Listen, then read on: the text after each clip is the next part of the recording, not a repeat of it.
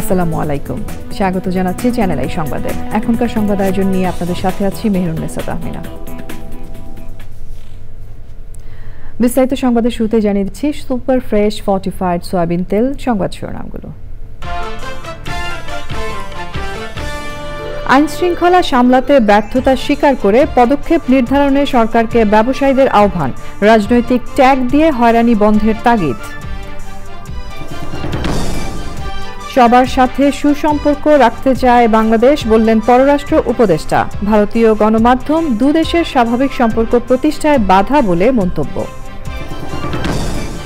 সমাজের অস্থিরতায় সংস্কার প্রশ্নে অন্তর্বর্তী সরকার বাধার মুখে বলে মন্তব্য। নির্বাচনের আগে প্রয়োজনীয় সংস্কার করার অঙ্গীকার।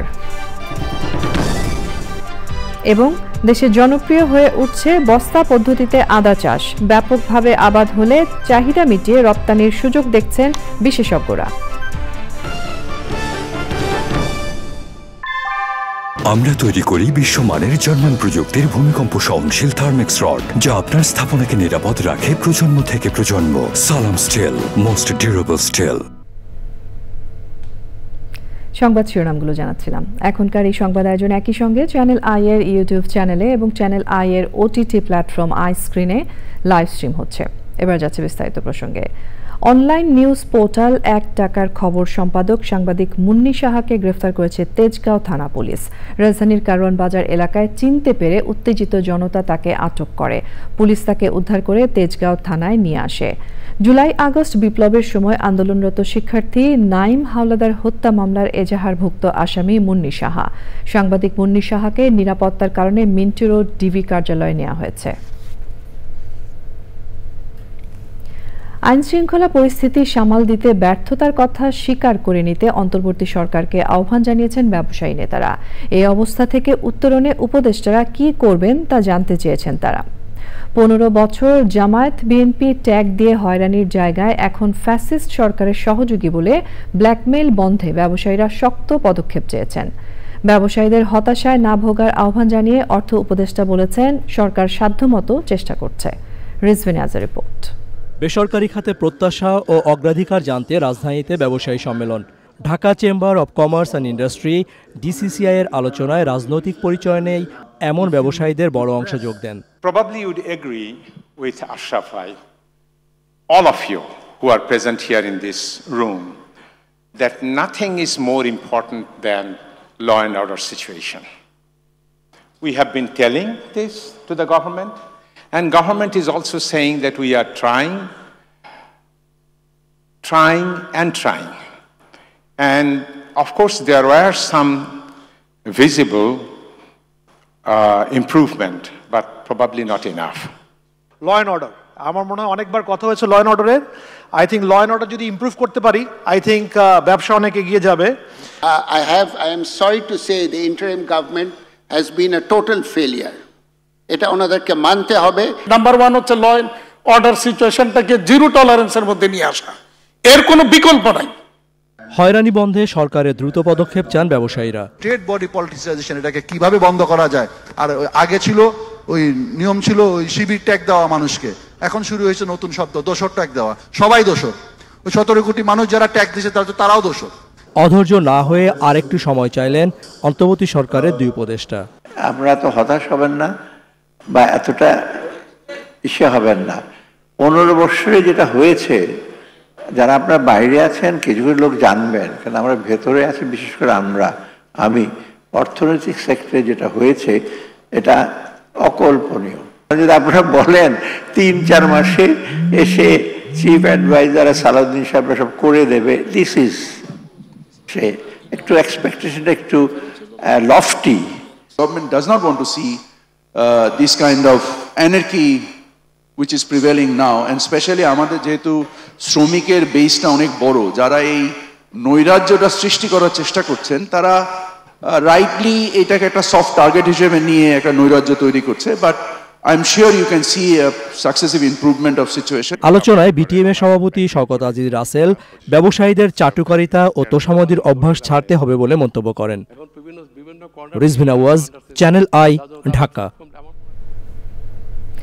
দেশের স্বার্থে জাতীয় ঐক্যমত্য গড়ে তোলার আহ্বান জানিয়েছেন পররাষ্ট্র উপদেষ্টা তৌহিদ হোসেন। বাংলাদেশ কারো জন্য আতঙ্কের কারণ নয় জানিয়ে তিনি বলেছেন, সবার সাথে সুসম্পর্ক রাখতে চায় বাংলাদেশ। রাজধানীর নর্থ সাউথ বিশ্ববিদ্যালয়ে বাংলাদেশ ভারত সম্পর্ক নিয়ে আলোচনা সভায় পররাষ্ট্র উপদেষ্টা আরও বলেন, ভারতীয় গণমাধ্যম দুদেশের স্বাভাবিক সম্পর্ক প্রতিষ্ঠায় প্রতিবন্ধকতা তৈরি করছে। ইংরেজি বলতে পারা এবং না পারার মধ্যে 3 গুণ বেতনের তফাৎ একই কাজ করছে, আমি দেখেছি এয়ারপোর্টে একই কাজ করছে দুইজন, বাঙালি এবং একজন ভারতীয়। এটা তো ভারতীয় দোষ না, আমাদের দোষ যে আমরা তাকে ওই সক্ষমতা দিতে পারি। সামনে কি আছে? পারস্পরিক স্বার্থ ছাড়াও ধরুন পাকিস্তানের সাথে সম্পর্ক, তিস্তাবাদ নির্মাণ, জাতীয় সংলাপ, এগুলি সবই আছে, এগুলি থাকবেও, কিন্তু আমাদের মূল উদ্দেশ্যটা থাকবে আমাদের সক্ষমতা বাড়ানো, সক্ষমতা আন্তর্জাতিক পর্যায়ে এবং সক্ষমতা আমাদের অভ্যন্তরীণ পর্যায়ে। আগামী নির্বাচনে জয়লাভ করলেও একা সরকার গঠন করবে না বিএনপি। ৩১ দফার ভিত্তিতে সব দলের অংশগ্রহণে জাতীয় সরকার গঠন করা হবে বলে জানিয়েছেন বিএনপির স্থায়ী কমিটির সদস্য আমির খসরু মাহমুদ চৌধুরী। সমাজের অস্থিরতার কারণে সংস্কার প্রশ্নে অন্তর্বর্তী সরকার প্রতিনিয়ত বাধার মুখে পড়ছে বলে মন্তব্য করেছেন প্রধান উপদেষ্টার প্রেস সচিব। জানিয়েছেন, নির্বাচনের আগে প্রয়োজনীয় সংস্কার করবে অন্তর্বর্তী সরকার। রুকসানা আমিনের রিপোর্ট। নতুন বাংলাদেশের সংস্কার তুলে ধরতে জাতীয়তাবাদী গণতান্ত্রিক আন্দোলন এনডিএম আয়োজিত সেমিনার। সামনে ইলেকশন, তারপরও ইলেকশন। অনুষ্ঠানে আওয়ামী লীগ নিষিদ্ধ এবং পোস্টাল ভোটিং সহ নির্বাচন ব্যবস্থা সংস্কার প্রশ্নে বেশ কিছু মতামত তুলে ধরেন ইসি সংস্কার কমিশন ও বিএনপি সহ বিভিন্ন রাজনৈতিক দলের নেতারা।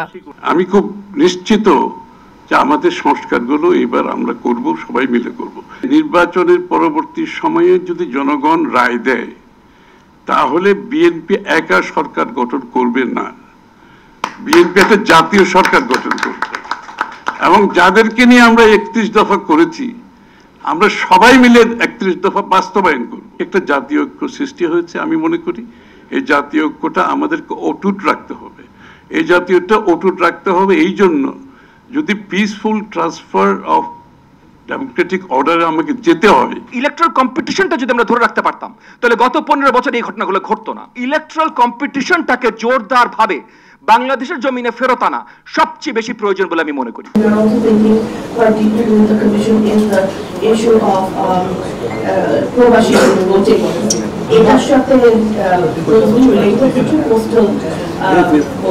আমার নির্বাচনে যখন বাইরে থেকে প্রভাব খাটানো হয়, রেজাল্ট চেঞ্জ করে দেওয়া হয়, আগ্রাসী ভূমিকাটা আসে, who will stop that Indian aggression for my country? Awami লীগকে কোনোভাবেই জাতীয় পার্টির মতন সুযোগ দেওয়া যাবে না। একটি গণ অভ্যুত্থান, গণবিপ্লব, গণহত্যার পরে কোনো দল রাজনীতি করতে পারে না। সেই বিষয়ে এই সরকারকে সিদ্ধান্ত নিতে হবে। সেমিনারে নির্বাচনের বিষয়ে সরকারের অবস্থান তুলে ধরেন প্রধান উপদেষ্টার প্রেস সচিব। আমাদের মধ্যে যে রেসলেস মাইন্ডগুলো আবার চারা দিয়ে উঠতেছে, আমরা কি সত্যিকার অর্থে রিফর্মটা করতে পারবো কি করতে পারবো না, এটা এখন বিগ ইস্যু। সাথে আছে ধরেন বর্ডারের ওই পারের থেকে এক ধরনের কোঅর্ডিনেটেড ম্যাসিভ একটা ডিসইনফরমেশন ক্যাম্পেইন। অনেকে বলছেন যে এত আয়োজন, এতটুকু রিফর্মের কি দরকার, আপনারা ইলেকশন দিয়ে চলে যান। আমরা এখানে থাকতে চাই, আমি এখানে পারলে জেলে পচে মরতে চাই, তাও আমরা চাই যে এখানে একটা ভালো রিফর্ম হোক। সংবিধান, আইন ও বিচার বিভাগ, নির্বাচন কমিশন, শিক্ষা, ব্যবসা, জ্বালানি ও গণমাধ্যম সহ 9 ক্ষেত্রে সংস্কার প্রস্তাব অন্তর্বর্তী সরকারের কাছে পেশ করবে NDM. Roksana Amin, channel I, Dhaka. Awami League আমলে জঙ্গি তকমা পেয়ে গ্রেফতার হয়েছিলেন জাতীয়তাবাদী আইনজীবী ফোরামের তরুণ আইনজীবী ব্যারিস্টার শাকিলা ফারজানা। রিমান্ডে তাকে কতটা নির্যাতন সহ্য করতে হয়েছিল তা যেন বর্ণনারও অযোগ্য। 10 মাসের কারাজীবন পারিবারিক ও রাজনৈতিক জীবনকে পুরোটাই উলটপালট করে দিয়েছিল। রাজনীতিবিদদের জেল জীবন নিয়ে শনিবারের বিশেষ রিপোর্টে আজ ব্যারিস্টার শাকিলা ফারজানার কথা জানাচ্ছেন মাসরুর শাকিল। সবাই আমরা নির্যাতিত, সেই নির্যাতনের বহিঃপ্রকাশ ঘটেছে আমাদের ছাত্র আন্দোলনের মাধ্যমে। ব্যারিস্টার শাকিলা ফারজানা চট্টগ্রাম 5 আসনের সাবেক সংসদ সদস্য ও জাতীয় সংসদের হুইপ সৈয়দ ওয়াহিদুল আলমের কন্যা। রাজনৈতিক উত্তরাধিকার নিয়ে জীবন শুরু করা শাকিলা বারেট ল ডিগ্রি শেষ করে যোগ দেন আইন পেশায়। জাতীয়তাবাদী আইনজীবী ফোরামের মাধ্যমে রাজনীতি শুরু করেন। স্বল্প সময়ে পরিচিতি পান আইন অঙ্গনে। 2015 সালে আওয়ামী লীগ সরকারের রোষানলে পড়ে এক রাতেই পাল্টে যায় তার জীবনের পথ চলা। প্রায় 200-250 অফিসার আমার ঘরে ঢুকে যায়, সব কালো কাপড় পরা। তারা আমাকে কালো একটা মাইক্রোবাসে করে চোখ বন্ধ করে হাত বন্ধ করে নিয়ে গেল। উপরে দেখলাম টিন শেড। চোখ খোলার পরে বলছে যে আপনি একটু বসেন, আমরা আসছি। কিছুক্ষণ পরে তারা এসে বলল যে আপনাকে আমরা গ্রেফতার করলাম। আমি বলছি, কী বিষয়ে গ্রেফতার করলেন? বলে আপনি জঙ্গি অর্থায়ন করেছেন আপনার এই অ্যাকাউন্টে। আমি সেগুলো তো আমি আমার লিগেল ফি রিটার্ন করেছি। বলেন আপনি জঙ্গি অর্থায়ন করেছেন। রিমান্ডে তার উপর চলা নির্যাতনের কথা মনে পড়লে নীরবে চোখের জল ফেলেন। ওরা লাঠি থেকে শুরু করে দেয় না এমন কিছু বাকি নেই, বুঝছেন। আর আমাকে যে টর্চারগুলি করা হয়েছে এগুলো আসলে অবর্ণনীয়, এগুলো বলার কিছু নাই। আমি চাই না এগুলো মনে করে কষ্ট পেতে।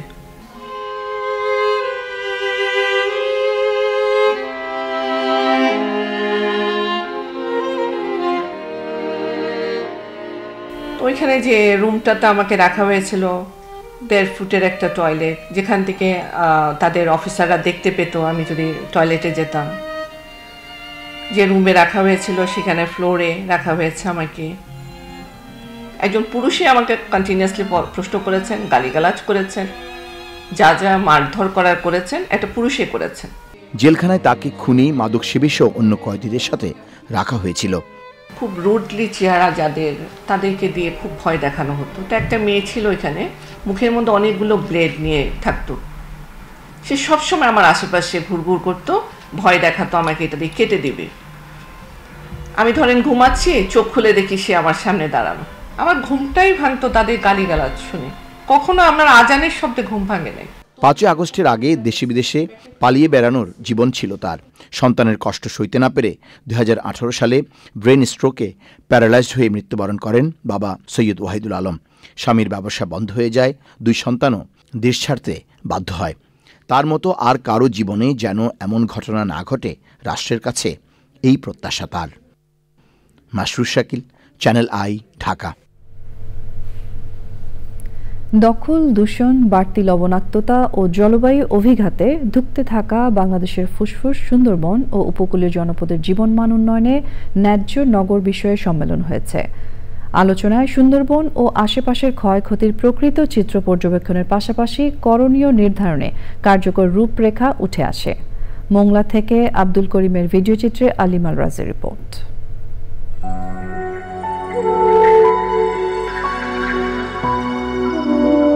সভ্যতার অগ্রযাত্রায় নির্বিচার দখল, দূষণ ও জলবায়ু অভিঘাতে ধুঁকছে ধরিত্রী।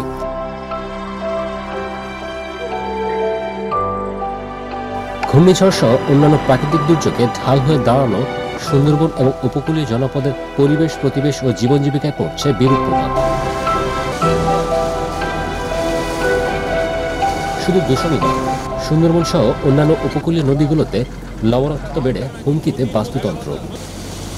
পরিস্থিতি উন্নয়নে মোংলায় সুন্দরবনের উপকূলীয় ন্যায্য নগর বিষয়ক সম্মেলন। বৈঠকে আয়োজনে উঠে আসে সংকটের গভীর চিত্র ও উত্তরণের রূপরেখা। আবহাওয়াটা এই পর্যন্ত না আসার কারণে সুন্দরবনের যে জীববৈচিত্র্য ধ্বংস হচ্ছে।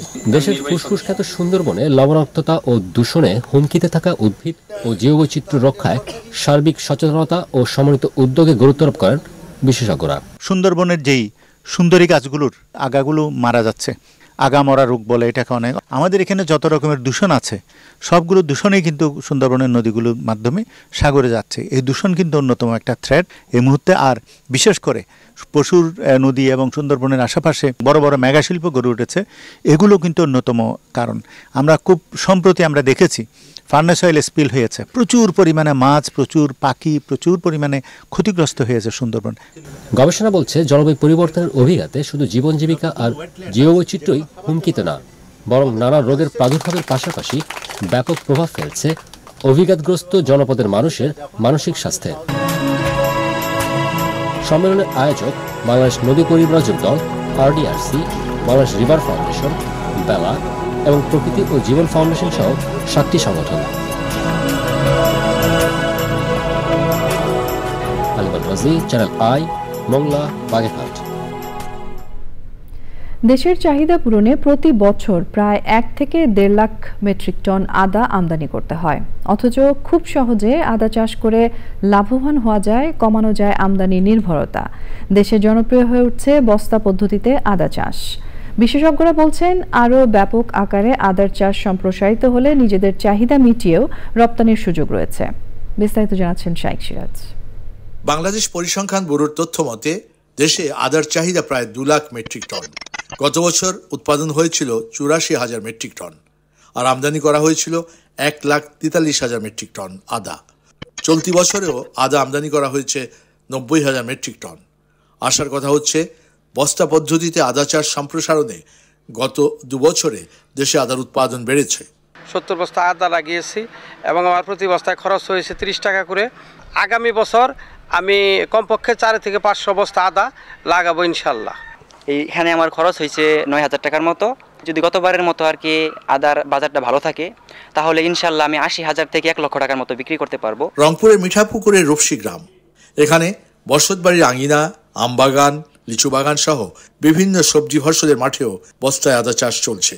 দেখি বাগান তো পড়িয়ে থাকে, নিচটা খালি জায়গা, এই একটা মনোবল হলো যে আদা লাগাই। আর যেহেতু আদা ছায়া পছন্দ করে, তাহলে এই জমিটাতে খালি ফেলে না রেখে এই গোটা এলাকাটার ভিতরে 25,000 গাছ এই পাশ আর এই পাশ মিলিয়ে।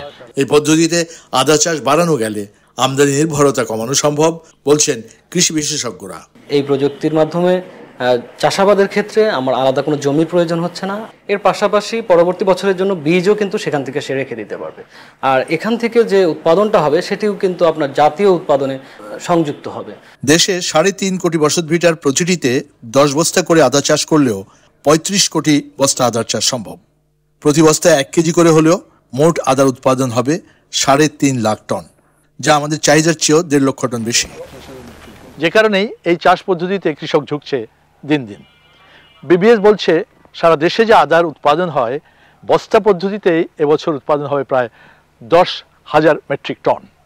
এই পদ্ধতিতে আদা চাষ যদি বাড়ানো যায় তাহলে আমাদের আমদানিকৃত আদার যে ব্যয়ভার সেটা অনেকটাই কমিয়ে আনা সম্ভব হবে। রংপুরের মিঠাপুকুরের রূপসী থেকে শাইখ সিরাজ, চ্যানেল আই। আমাদের এবারে প্রসঙ্গ আই স্পোর্টস।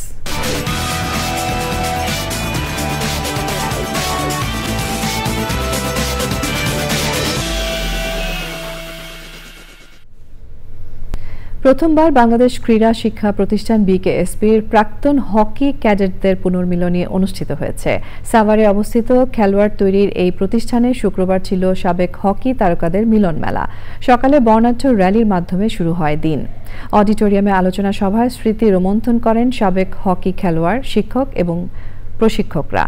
বিকেএসপির সাবেক মহাপরিচালক অবসরপ্রাপ্ত লেফটেন্যান্ট কর্নেল এম.এ. লতিফ, বর্তমান মহাপরিচালক ব্রিগেডিয়ার জেনারেল মোহাম্মদ মনিরুল ইসলাম ও বিকেএসপির সাবেক উপপরিচালক ও হকি কোচ নুরুল ইসলামকে সম্মাননা জানানো হয়।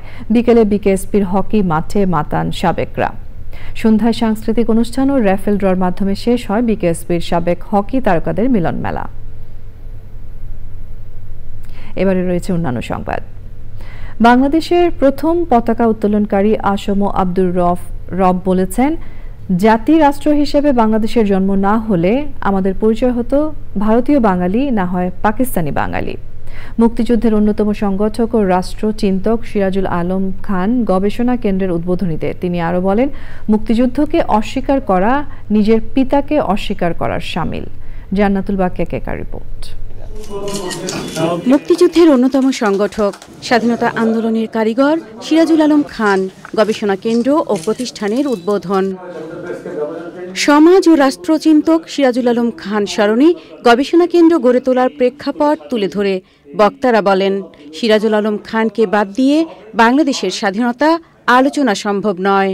আর এখনই যখন এই অবস্থা, যখন আমরা মরে যাব, যারা মুক্তিযুদ্ধ করেছি, বা আজকে আসম আব্দুর রব আছেন, সিরাজুল আলম খান চলে গেছেন, চলে যাওয়ার পরে যে কি হবে এটা একজন মুক্তিযুদ্ধ হিসাবে নিজেও ভাবতে একটু অবাকই লাগে, যে পরে হয়তো স্বীকারই করবে না আমাদেরকে। রাষ্ট্রীয় কাঠামোতে জনমানুষের সম্পৃক্ততা বাড়াতে সামাজিক বিভিন্ন সংগঠনের প্রাতিষ্ঠানিকরণ হয়নি বলেও অভিযোগ বক্তাদের।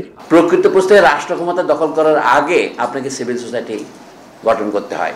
এটা কোনো রাজনৈতিক দল এটা গঠন করছে। যেমন এখানে জামাত ইসলামী যেভাবে রাজনৈতিক সংগঠন তৈরি করেছে, তারা বিভিন্ন ব্যাংক, হাসপাতাল, স্কুল এবং যে কাউকে আপনি সেখানে আপনি তার মাথার মধ্যে আপনার ধ্যান ধারণা ঢোকানোর আস্তে আস্তে পথ পান। আমরা যদি এটা 50 বছরেও না শিখি, আমরা কখনোই শিখতে পারবো না। দেশের বর্তমান অবস্থা ও মুক্তিযুদ্ধ নিয়ে বক্তব্য দিতে গিয়ে আবেগতাড়িত হয়ে ওঠেন আসম আব্দুর রব। তোমার বাবাকে তুমি যদি অস্বীকার করো, কোনো অস্তিত্ব থাকে, পরিচয় থাকে, বাঙালি যদি জাতি রাষ্ট্র না হইতো আমাদের পরিচয় দিত আমরা ভারতীয় বাঙালি, আবার পাকিস্তানের বাঙালি। আমরা ছিলাম ইস্ট বেঙ্গল, মানে আমাদের বাঙালিদের পরিচয় ছিল বাঙালি ভারতের নাগরিক। আর পাকিস্তান যখন হয়েছে ইস্ট পাকিস্তান, আমরা হলাম পুরো পাকিস্তানের নাগরিক। বাংলাদেশ যদি জাতি রাষ্ট্র না হইতো তাহলে আমরা কোনোদিন পরিচয় দিতে পারতাম না আমাদের জাতিসত্তা নিয়ে। আসম আব্দুর রব বলেন, কোটা সংস্কারের আন্দোলন থেকে রাষ্ট্র সংস্কারের আন্দোলনে শুধু ছাত্ররা নয়, ছিল জনমানুষের অংশগ্রহণ। জান্নাতুল বাকিয়া কেকা, চ্যানেল আই, ঢাকা। সংবাদের এই পর্যায়ে আমরা নিয়ে নিচ্ছি একটা বিরতি, এবং বিরতির পর আরও যা থাকছে। ইসরায়েলি হামলায় গাজা জুড়ে 24 ঘন্টায় প্রায় 100 ফিলিস্তিনি নিহত। ক্ষুধা ও বিভিন্ন রোগে আক্রান্ত হয়ে বাড়ছে মৃত্যু।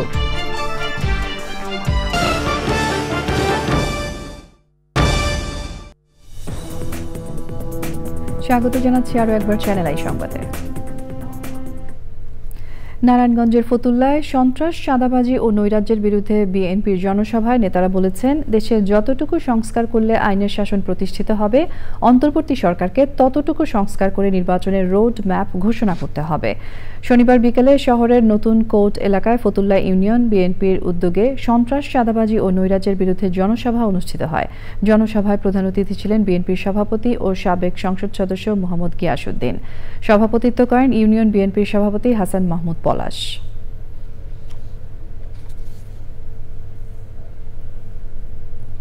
তেজগাঁও শিল্পাঞ্চল 24 নম্বর ওয়ার্ড যুবদল নেতা আরিফের ওপর হামলার প্রতিবাদে মিছিল করেছেন 24 ও 25 নম্বর ওয়ার্ডের বিএনপি নেতারা। এতে অংশ নেন তেজগাঁও শিল্পাঞ্চল থানা বিএনপির ভারপ্রাপ্ত আহ্বায়ক মাহমুদুল আলম মন্টু, যুগ্ম আহ্বায়ক রহমতুল্লাহ, যুগ্ম আহ্বায়ক গোলাম নবী চৌধুরী রিপন ও 25 নম্বর ওয়ার্ড বিএনপির সভাপতি আব্দুল ওয়াদুদ, 24 নম্বর ওয়ার্ড বিএনপির সাধারণ সম্পাদক মাফিদুল ইসলাম এবং অঙ্গ ও সহযোগী সংগঠনের নেতারা।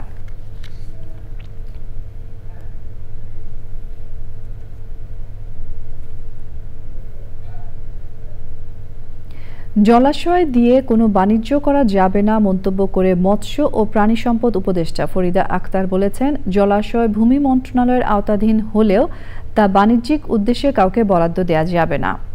ভূমি মন্ত্রণালয়ের ভুল নীতির কারণে মানুষের জীবন জীবিকা নষ্ট হচ্ছে উল্লেখ করে তিনি বলেন, বর্তমান সরকার এইসব নীতি পরিবর্তনের চেষ্টা করছে।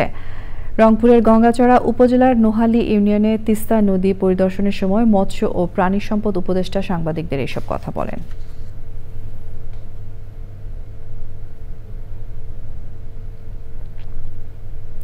চট্টগ্রাম উন্নয়ন কর্তৃপক্ষের প্রকল্প নিয়ে মতবিনিময় সভায় শিল্প উপদেষ্টা আদিলুর রহমান খান বলেছেন, গত 16 বছরে চট্টগ্রাম উন্নয়ন কর্তৃপক্ষের নেয়া প্রকল্পে ব্যাপক দুর্নীতি হয়েছে। চট্টগ্রাম উন্নয়ন কর্তৃপক্ষের চেয়ারম্যান প্রকৌশলী নুরুল করিমের সভাপতিত্বে আরও বক্তৃতা করেন ভূমি উপদেষ্টা F Hasan Arif, Chattogram city mayor ডাক্তার শাহাদাত হোসেন, গৃহায়ন ও গণপূর্ত সচিব হামিদুর রহমান খান সহ অন্যরা।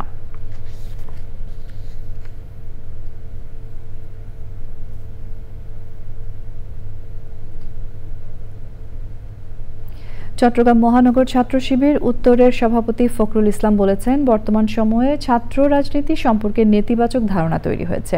ইসলামী ছাত্র শিবির শিক্ষা প্রতিষ্ঠানে প্রকাশ্যে কোনো কার্যক্রম করবে না। চট্টগ্রাম সাংবাদিকদের সাথে মতবিনিময়ে ইসলামী ছাত্র শিবির সভাপতি এসব কথা বলেন।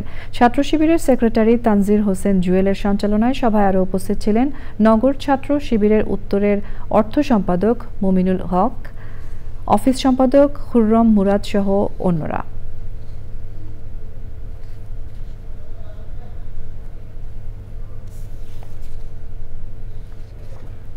এবারে রয়েছে নিটোল টাটা আন্তর্জাতিক সংবাদ।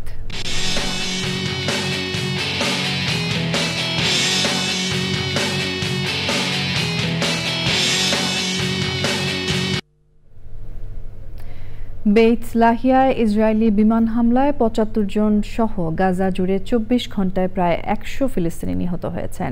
গাজার সরকারি মাধ্যম বলছে, অবরুদ্ধ ফিলিস্তিনিদের ক্ষুধা ও দুর্ভোগ বিপর্যয়ের পর্যায়ে চলে গেছে। ইসরায়েলি হামলায় নিহতের পাশাপাশি ক্ষুধা ও বিভিন্ন রোগে আক্রান্ত হয়ে মৃত্যু বেড়েই চলেছে। ইসরায়েল ও লেবাননের মধ্যে ৬০ দিনের যুদ্ধবিরতি চুক্তির ৪ দিন পার হয়েছে। এ নিয়ে হিজবুল্লাহ প্রধান নাইম কাশেম বলেছেন, ইসরায়েলের যুদ্ধবিরতি চুক্তির পদক্ষেপ ঐশ্বরিক বিজয়। মার্কিন সেনাবাহিনীর কেন্দ্রীয় কমান্ড বলছে, ইসরায়েল হিজবুল্লাহর যুদ্ধবিরতি পর্যবেক্ষণ করতে বৈরুতে আছেন মেজর জেনারেল জ্যাসপার জেফার্স। সংবাদ মাধ্যম এফপি জানিয়েছে, গাজা ইসরায়েল যুদ্ধবিরতি চুক্তির বিষয়ে আবারও আলোচনা করতে মিশরের কায়রোতে যাচ্ছে হামাস প্রতিনিধি দল।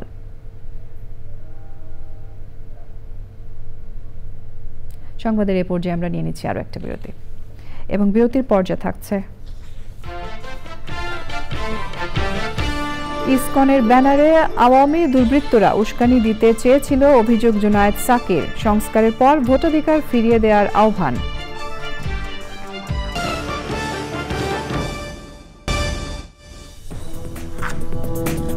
স্বাগত জানাচ্ছি আরও একবার চ্যানেল আই সংবাদে। আওয়ামী লীগের দেশি বিদেশি দোসররা অন্তর্বর্তী সরকারকে ব্যর্থ করার নানা ষড়যন্ত্র চালাচ্ছে মন্তব্য করে গণসংহতি আন্দোলনের প্রধান সমন্বয়কারী জুনায়েদ সাকি বলেছেন, আওয়ামী দুর্বৃত্তরা ইসকনের ব্যানারে হামলা চালিয়ে মুসলমানদের উস্কে দিতে চেয়েছিল। রংপুর নগরের পাবলিক লাইব্রেরি মাঠে গণসংলাপে যোগ দিয়ে প্রধান অতিথির বক্তৃতায় তিনি এইসব কথা বলেন। গণতান্ত্রিক সংবিধান, রাষ্ট্রের প্রতিষ্ঠানগুলোর সংস্কার, আইনের সংস্কার ও গণতান্ত্রিক নির্বাচন ব্যবস্থার মাধ্যমে ভোটাধিকার ফিরিয়ে দেওয়ার আহ্বান জানান তিনি। টাকা চুরির উদ্দেশ্যে পশ্চিম ধানমন্ডির বাসায় ঢোকার পর চিনে ফেলায় ব্রিটেন প্রবাসী গৃহকর্তাকে বাধ্য হয়ে ছুরিকাঘাতে হত্যা করা হয়েছে বলে আদালতে স্বীকারোক্তিমূলক জবানবন্দি দিয়েছে ৩ হোটেল শ্রমিক। রমনা অপরাধ বিভাগের ডিসি মাসুদ আলম জানান, জিজ্ঞাসাবাদে দোষ স্বীকার করে আদালতে জবানবন্দি দিয়েছেন তারা। সকালে ডিএমপি মিডিয়া সেন্টারে এক ব্রিফিংয়ে হত্যায় ব্যবহৃত ধারালো অস্ত্রসহ আলামত উদ্ধারের কথাও জানান ডিসি মাসুদ আলম। জীবন বাঁচাতে প্রয়োজন জরুরি মুহূর্তে প্রাথমিক চিকিৎসা সেবা, আর সেই প্রাথমিক চিকিৎসার জন্য প্রশিক্ষণ ও জরুরি চিকিৎসা সেবা প্রদানের লক্ষ্যে DU medics, dreamers consultation and research এবং ফেয়ার বাংলাদেশের যৌথ উদ্যোগে ঢাকা বিশ্ববিদ্যালয়ের ক্যাম্পাসে স্বাস্থ্যসেবা প্রশিক্ষণ ও মেডিসিন ক্যাম্পের আয়োজন করা হয়। ঢাকা বিশ্ববিদ্যালয়ের মুক্তিযোদ্ধা জিয়াউর রহমান হল থেকে স্বাস্থ্যসেবা সম্পর্কিত এই কার্যক্রম শুরু হয়। পর্যায়ক্রমে বিশ্ববিদ্যালয়ের বিভিন্ন হলে এই কার্যক্রম পরিচালিত হবে। 2 দিনের এই ক্যাম্পে স্বাস্থ্য পরীক্ষার পাশাপাশি urine test, blood grouping, blood sugar পরীক্ষা, ফিজিওথেরাপি সহ জীবনমুখী নানা প্রশিক্ষণ দেওয়া হয়।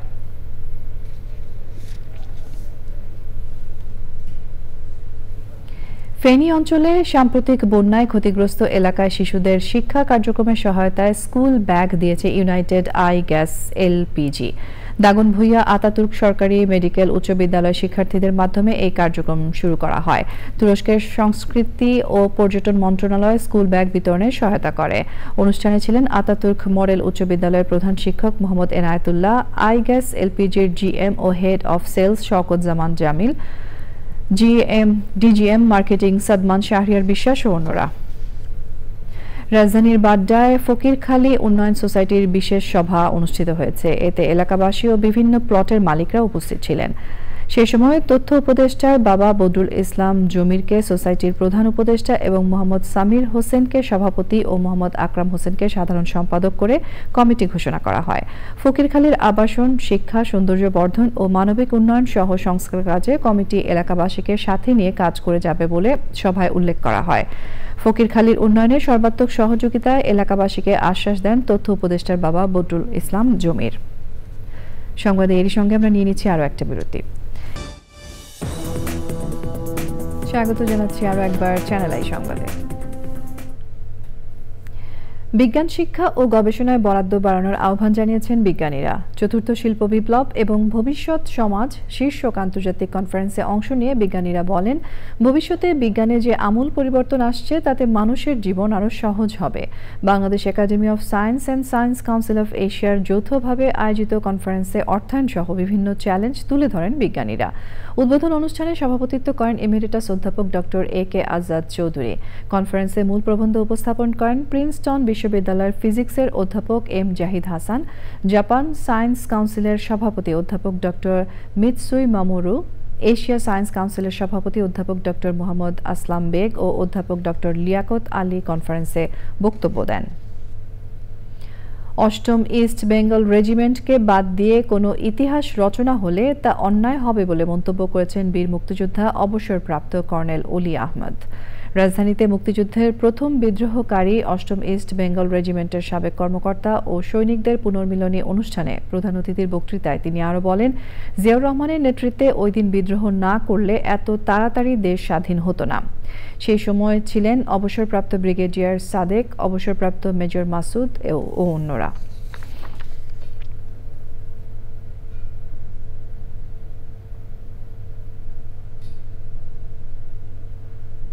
এবারে রয়েছে খেলার খবর।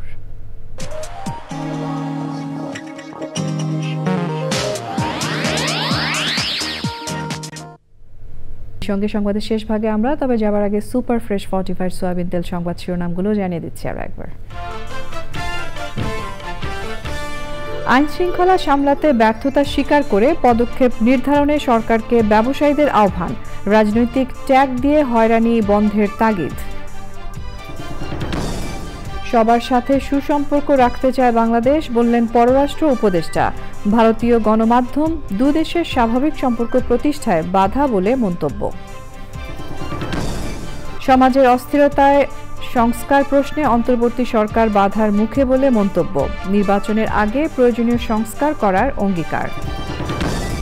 এবং দেশে জনপ্রিয় হয়ে উঠছে বস্তা পদ্ধতিতে আদা চাষ। ব্যাপকভাবে আবাদ হলে চাহিদা মিটিয়ে রপ্তানির সুযোগ দেখছেন বিশেষজ্ঞরা।